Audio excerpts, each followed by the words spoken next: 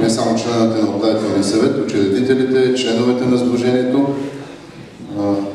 Който и да беше избран за председател, съм сигурен, че ще работи с цялото си сърце и душа, който да беше избран за член на управителния съвет също. Благодаря за това, че ми гласувахте доверие. Смятам, че от тук насетне ни чакат добри дни за нашето сдружение. Преди малко казах, че ние трябва да развием своя собствена клубна култура и когато изработихме тези карти, се роди у мен една идея и аз говорих с моят приятел Кръсто Чолаков, дали може да предостави във всеки един ден от седмицата, в един ден от седмицата неговото заведение за срещи на членовете на сдружението на ЦСКА Панагюрище. И негласно обсъдихме ден вторник, тъй като е един ден след поредния кръг на първенството, като, което е интересното, притежателите на членска карта и компаниите, с които са те там, било те техните семейства, ще ползват 10% отстъпка от заведението. Тоест, ние след този можем да събираме това. Аз искам да му благодаря. Тук е момента да благодаря на всички, които работиха, за да се случи това сдружение. Да благодаря на господин...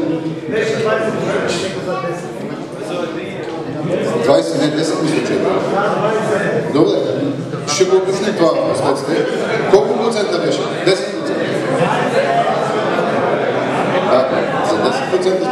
Значи, така, това, което искам още нещо да кажа, само минутка търпение да слушайте, е, че още следващата седмица, вероятно към края ще се събере управителния съвет, ще проведем своето първо заседание и ще бъдат предвижени документите за регистрация. Ще предложим и касиер на сдружението.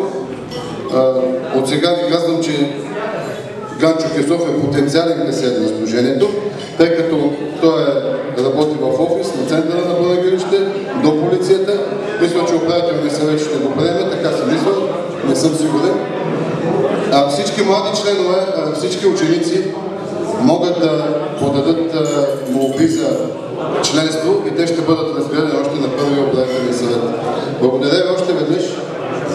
Благодаря господин Манчев, ако съм пропуснал за това, че дойде от София, за да присъства на това хубаво тържество. На здраве на всички. И наистина много хубав е рефрена, че още от дете този отбор запали нашите сърца. Аз вярвам, че така ще продължи и за напред. Благодаря.